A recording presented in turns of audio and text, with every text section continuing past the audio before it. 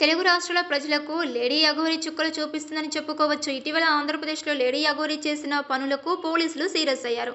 ఆమెను తాళ్లతో బంధించిన విషయం తెలిసిందే. ఈ నేపథ్యంలో లేడీ అఘోరిని మరలా వార్నింగ్ ఇచ్చి వదిలేసినట్లు తెలుస్తుంది.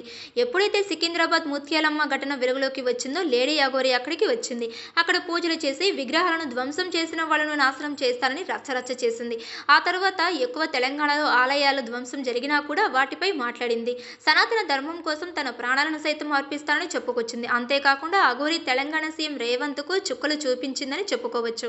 ఆయనను ఆలయాలపై దాడుల ఘటనల్ని ఆపకపోతే కుర్చీ నుంచి దిగిపోవాలని కూడా వార్నింగ్ ఇచ్చింది. ఈ నేపథ్యంలో అఘోరి ప్రస్తుతం ఏపీలో కూడా దేవాలయాల్ని సందర్శించింది. అక్కడ వివాదాస్పదంగా మాట్లాడుతూ పెంట చేసింది. తన శూలంతో ఒక విలేకరిపై పోలీసులపై కూడా దాడికి పాల్పడింది. ఈ క్రమంలో పోలీసులు ఆమెను తాళ్లతో బంధించిన విషయం తెలిసిందే. ఇదిలా ఉండగా లేడీ అఘోరి గుజరాత్‌కు వెళ్లిపోయిందని తెలుస్తుంది. అయితే ఏంటో మరలా అఘోరి ఏపీలో తేలింది. కర్నూలులో అఘోరి కారులో హల్చల్ చేసింది.